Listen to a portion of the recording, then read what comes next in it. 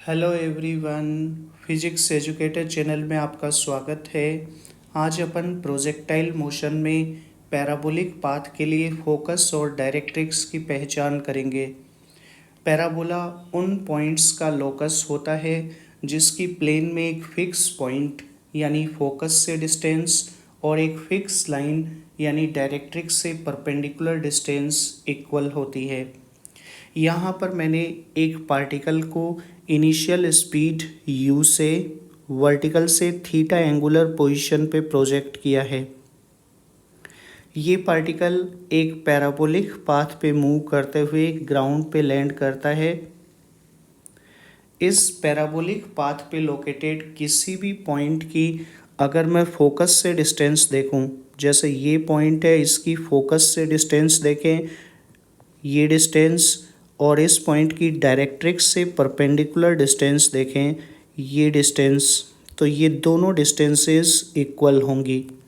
कोई भी पॉइंट आप ले लीजिए, जैसे ये पॉइंट मैं ले रहा हूँ, इस पॉइंट की फोकस से डिस्टेंस वही होगी जो इस पॉइंट की डायरेक्ट्रिक्स से परपेंडिकुलर डिस्टेंस होगी।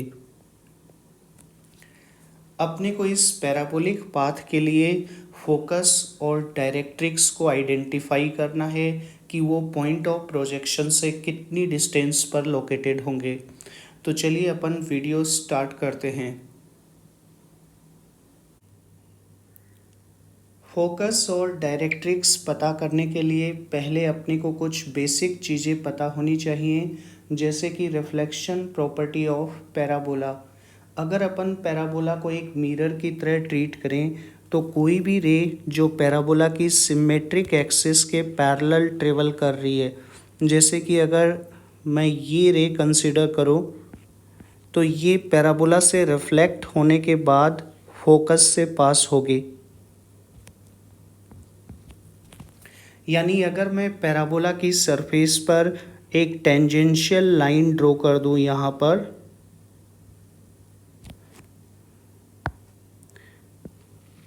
ये टेंजेंशियल लाइन हो जाएगी, इसको मैं टी से डिनोट कर देता हूँ, और एक इस पॉइंट पे मैं नॉर्मल ड्रॉ कर देता हूँ, ये नॉर्मल हो गया।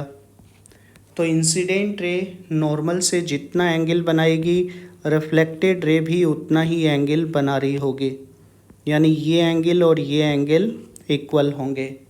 साथ ही इंसिडेंट रे टेंजेंशियल लाइन से जितना एंगल बनाएगी, यानी ये एंगल, और रिफ्लेक्टेड रे टेंजेंशियल लाइन से जितना एंगल बनाएगी, यानी ये एंगल, ये दोनों इक्वल होंगे। तो इसका यूज़ भी अपन आगे करने वाले हैं। सेकंड इम्पोर्टेंट चीज़ है कॉम्प्लीमेंट्री एंगल्स ऑफ प्रोजेक्शन। यहाँ पर देखिए, मैंने प्रोजेक्टाइल को एक बार हॉरिजॉन्टल से थीटा एंगल पे प्रोजेक्ट किया है और एक बार वर्टिकल से थीटा एंगल पे प्रोजेक्ट किया है।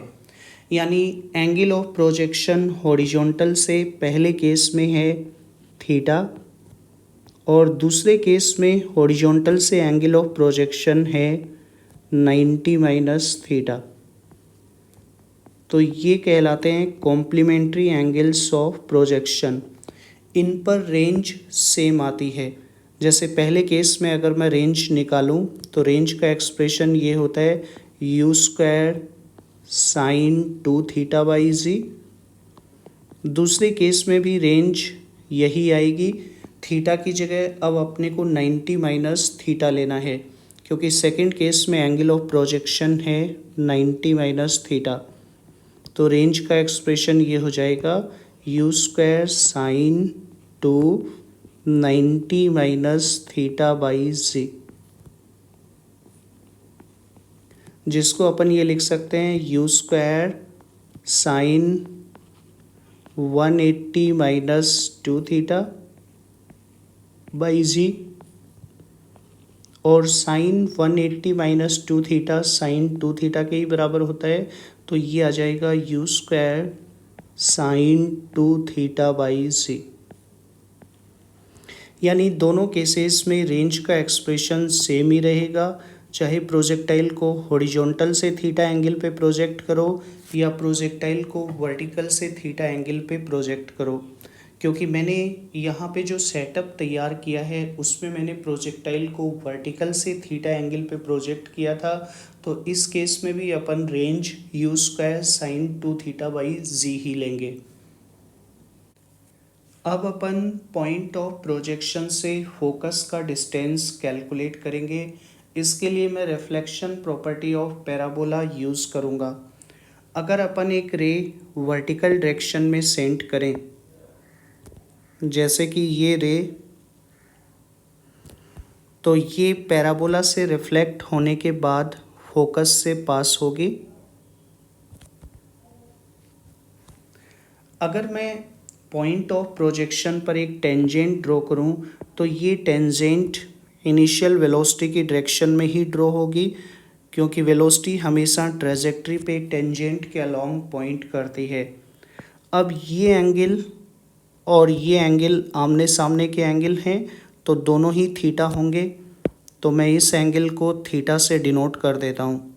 इंसिडेंट रे टेंजेंट के साथ जितना एंगल बनाएगी, रिफ्लेक्टेड रे भी टेंजेंट के साथ उतना ही एंगल बनाएगी, तो ये एंगल भी थीटा रहेगा।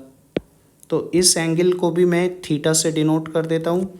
अब देखिए, ये पूरा एंगल हो गया 2 थीटा, और अपने को ये पता है ये एंगल और ये एंगल अल्टरनेट एंगल हैं, तो ये एंगल भी होगा 2 थीटा। इस एंगल को मैं 2 थीटा से डिनोट कर देता हूँ। प्रोजेक्टाइल की रेंज को अगर अपन r से डिनोट करें, तो यहाँ से लेके यहाँ तक की डिस्टेंस हो जाएगी r/2, तो इसको मैं r/2 से डिनोट कर देता हूँ। पॉइंट ऑफ प्रोजेक्शन से फोकस की डिस्टेंस को अपन d से डिनोट कर देते हैं।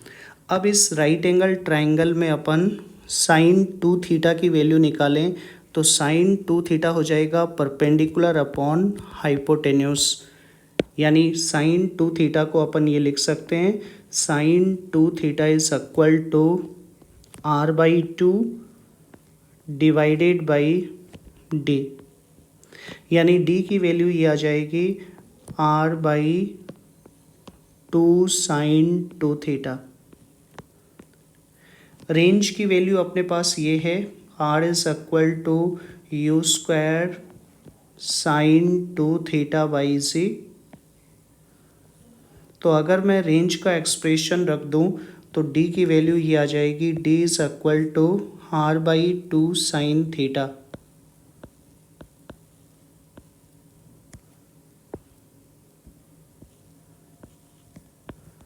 r की वैल्यू है u square sine 2 theta by g.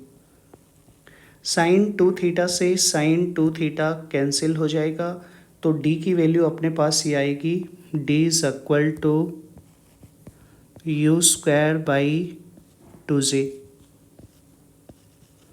यानी पॉइंट ऑफ प्रोजेक्शन से फोकस का डिस्टेंस होगा यू स्क्वायर बाई 2z। अब अपने को ये पता है पैराबोला उन पॉइंट्स का लोकस है जिसकी फोकस से डिस्टेंस और डायरेक्ट्रिक्स से परपेंडिकुलर डिस्टेंस इक्वल होती है।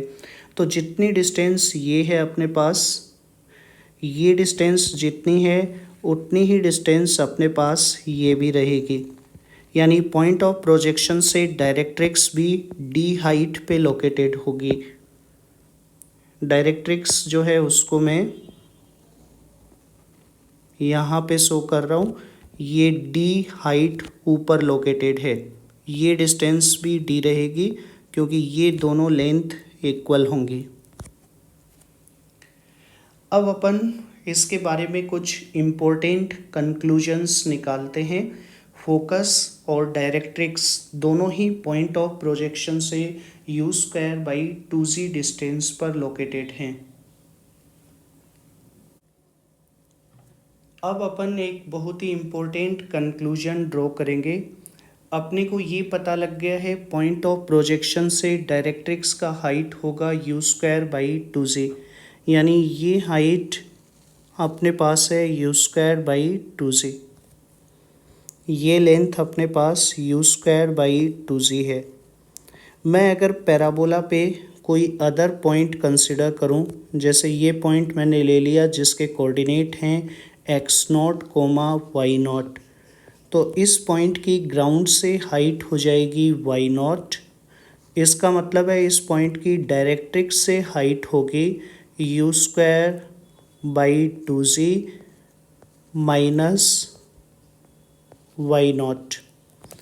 अगर मैं पॉइंट ऑफ प्रोजेक्शन को ओ से डिनोट कर दूं तो ओ और पी पे अगर अपन एनर्जी कंजर्वेशन अप्लाई करें, total mechanical energy at point of projection is equal to total mechanical energy at point P. तो अपने पास ये आएगा, ओ पर तो पार्टिकल के पास काइनेटिक एनर्जी है half m u square, potential energy को मैं ज़ीरो ले लेता हूँ, पी के ऊपर काइनेटिक एनर्जी होगी हाफ एम वी स्क्वायर, जहाँ पे वी पॉइंट पी पे पार्टिकल का स्पीड है, और पी पे पोटेंशियल एनर्जी होगी एम जी वाई नॉट। अगर मैं इस पूरे इक्वेशन को 2/m से मल्टीप्लाई कर दूं तो ये आ जाएगा u square is equal to v square plus 2g/, और अगर अपन 2g से डिवाइड कर दें तो ये एक्सप्रेशन बन जाएगा u square by 2g is equal to v square by 2g plus y not. यानी वी स्क्वायर बाई 2g की वैल्यू अपने पास ये आएगी, v square by 2g is equal to u square by 2g minus y not. यानी ये जो distance है अपने पास, ये वाली जो डिस्टेंस है, ये डिस्टेंस ये basically we square by 2g के बराबर है। यानी अगर मैं प्रोजेक्टाइल पाथ पे इस पॉइंट पे वेलोसिटी v ले लूँ तो ये जो डिस्टेंस है आपकी, ये डिस्टेंस ये आपकी बराबर होगी वी स्क्वायर बाई 2g के बराबर। इसका मतलब अगर अपने को प्रोजेक्टाइल पाथ पे किसी भी पॉइंट पे स्पीड पता है तो अपन उस पॉइंट की डायरेक्ट्रिक्स से हाइट बता सकते हैं। जैसे कि इस केस में देखिए, पॉइंट ऑफ प्रोजेक्शन से तो डायरेक्ट्रिक्स की हाइट हो जाएगी यू स्क्वायर बाई 2g, ये हाइट तो होगी यू स्क्वायर बाई 2g। फिर इस पॉइंट की अगर मैं डायरेक्ट्रिक्स से हाइट देखूं तो ये हो जाएगी v1 स्क्वायर बाई 2g, और इस पॉइंट की डायरेक्ट्रिक्स से हाइट होगी v2 square by 2g। Similarly ये जो पॉइंट है इसकी डायरेक्ट्रिक्स से हाइट होगी v3 square by 2g। Parabola के हर पॉइंट की डायरेक्ट्रिक्स से परपेंडिकुलर डिस्टेंस और फोकस से डिस्टेंस इक्वल होती है। इसका मतलब है ये distance you square by 2g होगी, ये distance v1 square by 2g होगी, v1 square by 2g। Similarly ये डिस्टेंस होगी v2 square by 2g, v2 square by 2g, ये डिस्टेंस होगी v3 स्क्वायर बाई 2g। तो अगर अपने को किसी भी पॉइंट पे स्पीड पता है तो अपन उस पॉइंट की फोकस से डिस्टेंस कितनी होगी ये बता सकते हैं, और उस पॉइंट की डायरेक्ट्रिक्स से परपेंडिकुलर डिस्टेंस कितनी होगी ये भी अपन बता सकते हैं। इसका आगे मैक्सिमम रेंज फाइंड करने पे एक बहुत ही बढ़िया एप्लीकेशन है जो मैं आने वाले वीडियोस में आपको बताऊंगा। तो आज के वीडियो में अपन इतना ही रखते हैं। आज के वीडियो से अपन ने कुछ इम्पोर्टेंट कंक्लूजन्स निकाले हैं जो नेक्स्ट वीडियोस में अपने को यूज़ में आएंगे।